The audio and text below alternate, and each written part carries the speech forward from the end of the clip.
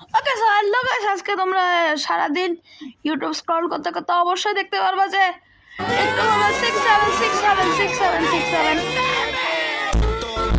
Okay so এই তো 67 সারাদিন খালি 67 দেখতে দেখতে আমার মাথা খারাপ হয়ে গেছে। সারাদিন খালি 6767। সো আজকে আমরা শুনবো, আজকে আমরা বলবো যে হোয়াট ইজ 67, কেন এটা তো ভাইরাল হলো, কি উখাল দিয়েছে এটা এত ভাইরাল হয়ে, কেন এটা ভাইরাল, 67 একটা নাম্বার ভাইরাল কেন হয়ে গেছে। আমরা ম্যাথ পছন্দ না আমাদের। ওকে তো সবার আগে আমি দেখবো হোয়াট ইজ 67 67 হোয়াট ইজ 67 মিন। ওকে সেখানে অনেকগুলো ভিডিও আছে, এখান থেকে আমরা একটা বড় লং ভিডিও বানাবো, মানে দেখবো। ওকে গাইজ, পেলে একটা মানে যদি পাই একটা তখন দেখা হচ্ছে। ওকে তোমরা দেখতে পাচ্ছ 67 meme explained. So let's see এটা ভিডিওটা আমরা দেখবো। মানে You've most likely heard about the 67 meme. আরে বাবা, নেট আসতে দাও guys. 67 meme. But what does it mean? The meme comes from a song called Doot Doot by rapper Skrilla. It dropped in late 2024, and in the track, Skrilla says 67. He's talking about 67th Street in Chicago, and that's where the phrase originated. Fast forward to early 2025, and TikTok and Instagram users took that 67 line, connected it to NBA player LaMelo Ball, who just happens to be 6'7". So whenever the song hits the 67 line, editors would cut to footage of LaMelo dominating the court. And from these edits, the meme evolved. People started making TikToks and Instagram reels involving the number 67. For example, someone would say that they scored 67 out of 100 on the test, and then someone would say, "You mean 67?" It became a type of inside joke where you had to understand it before. Okay guys, so এখানে 67 এর একটা মজার video ঘটে গেছে। So কয়েকদিন আগে আমার একটা পরীক্ষা হয়েছিল যেখানে অ্যাকচুয়ালি আমি 100-র মধ্যে 67 পেয়েছিলাম। Yes, You could use it, but there was no understanding. The meaning of 67 is 67. And then the meme got even more popular in March of 2025 during a Cam Wilder basketball vlog. The camera panned to a white kid with blonde fluffy hair, and out of nowhere he shouts, clips of that kid started spreading across. The camera panned to a white kid with blonde fluffy hair, and out of nowhere he shouts. It started spreading across TikTok in April, and people quickly dubbed him the 67. The camera panned to a white kid with blonde fluffy hair, and out of nowhere he shouts. Okay guys, এই যে আমাদের 67 ওয়ালা মিমের ছেলে করে তাকায় আছে, মানে এই যে নাও করে start the video. Clips of that kid started spreading across TikTok in April, and people quickly dubbed him the 67 kid with fluffy hair. His hairstyle even got nicknamed the ice cream haircut.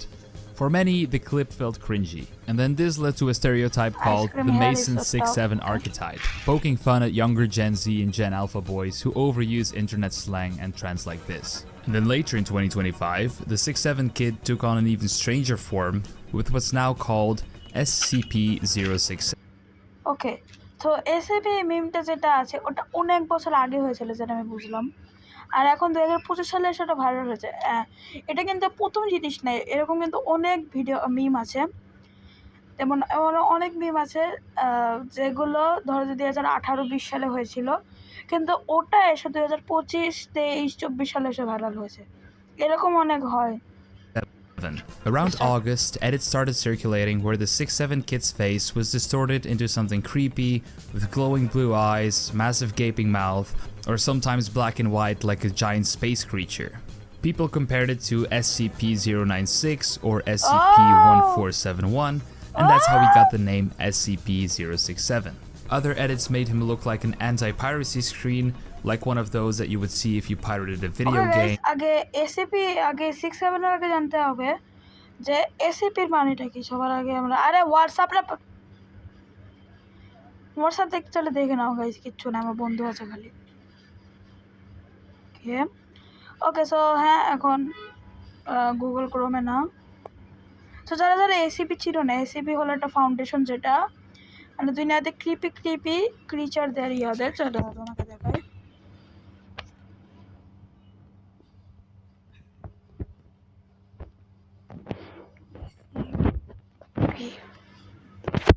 SCP Foundation. A factional secret international organization secret by the online by writing project on wiki.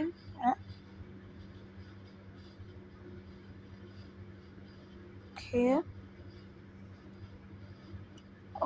So SCP হলো একটা foundation, এটা ইমেজেসও দেখি। ওকে, এটা হলো আমাদের SCP। SCPর full name হলো secure content protect. আর SCPতে যারা যারা কাজ করে তাদের চোখ মুখ মানে ঢাকা থাকে আর কি। আর এটা আমাদের SCP কিন্তু বাংলাদেশেও আছে। হ্যাঁ, হেডকোয়ার্টার থোড়ি না হোগা উধার, হেডকোয়ার্টার নাই, SCP ইয়া আছে। ওকে, সেখানে একটা আছে, আমরা একটা SCP পেলাম এখানে। এটা কি SCP? আর SCPতে ধরেন যে আপনার ধরে যে তোমাদের কোনো কেউ খুঁজে পেলো, আর তখন মাইনক্রাফট। ওকে, আর তখন ওদের একটা নাম দিয়ে দেওয়া হয়, যেমন এইটার নাম হলো কি নাম, SCP-682। তো এরকমই আমাদের SCPর একটা নাম আছে, মানে আমি দেখতে চাই যে SCP-67 বলে কিছু একটা আছে কিনা। ধরো SCP-67, এটা আই থিঙ্ক 67 কিড আসবে, না হলে ওকে হ্যাঁ, এটা 67 কিডই আসছে।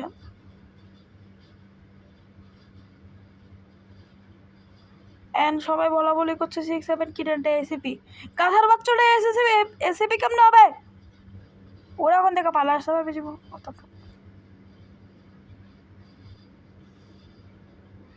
কোনটা SCP ভাই? এটা হলো আমাদের SCP-67 ওকে, সো তোমরা মোটামুটি হয়তো জেনে গেলা যে SCP মানে কি। এখানে SCP রিয়াল বিক্রি করে মার্চ। ওকে, লেটস গো, আমরা আরো SCP সম্পর্কে জানি। Game, turning the 6-7 kid into full-on nightmare fuel, but now also a digital urban legend. And that's the story of 6-7. Be sure to subscribe. Okay, so তোমরা I think মোটামুটি একটু জেনে গেলে। So এখন তোমাদের জানতে হবে যে SCP কি, কারণ 6-7 জানার আগে SCP তোমাদের অনেক জানতে হবে।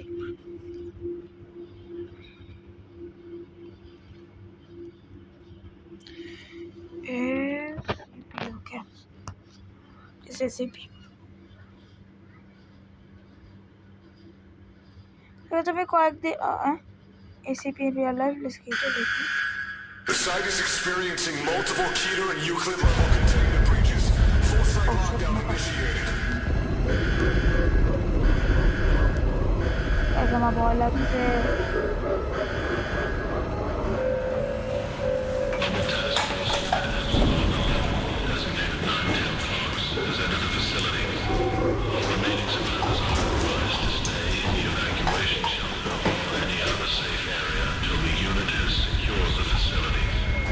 পুলিশ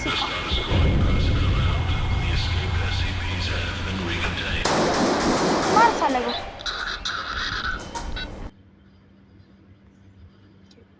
ফালতু এসে। ওকে, সো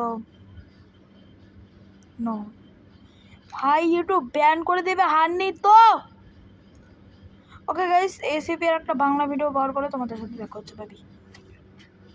এখানে একটা পেয়েছে সুপার ফাংশন। হোয়াটসঅ্যাপ বৃন্দগণ, আমি ইয়াসিন আলিফ তোমাদের জন্য একটা Okay. নতুন ভিডিও নিয়ে আসলাম। বন্ধুরা, এই দুনিয়াটা হাজারো রহস্যের মধ্যে ঘেরা। যেরকম অনেক অ্যাবনর্মাল আনন্যাচারাল জিনিস যা দেখলে বা শুনলে মনে হয় যেন এগুলো এই পৃথিবীরই না। যেরকম ভূত, প্রেত, জিন, দানব, মনস্টার, রাক্ষস, আরো কত কিছু আছে। এই অ্যাবনর্মাল আনন্যাচারাল জিনিসগুলো পৃথিবীর বিভিন্ন জায়গায় আছে। ইতিহাসের বিভিন্ন পাতায় এদেরকে খুঁজে পাওয়া যায়, যেগুলোকে বর্তমানে আমরা ভূতের গল্প বা রূপ কথা বলে উল্লেখ করি, এবং এগুলো সম্পর্কে আমরা কখনো না কখনো শুনেছি। কিন্তু তোমরা কি কখনো এমন একটা অর্গানাইজেশনের নাম শুনেছো যারা এগুলোকে ধরে বা এদেরকে বন্দি করে বা এদেরকে মেরে ফেলে? এটা কাইন্ড অফ একটা সিক্রেট অর্গানাইজেশন যার নাম SCP।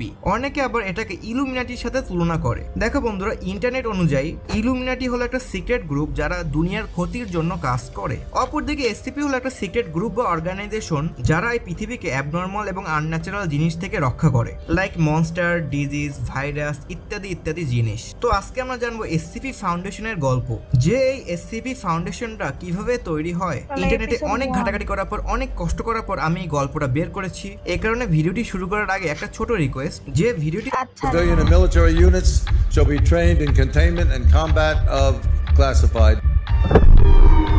স্যারের হেড নাই ওদের কাছে।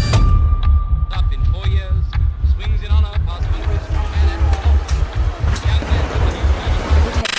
তো গল্পটি শুরু হয় 1945 সালে, যখন দ্বিতীয় বিশ্বযুদ্ধ চলতেছিল। তখন হিটলারের একটা সিক্রেট ফাউন্ডেশন ছিল।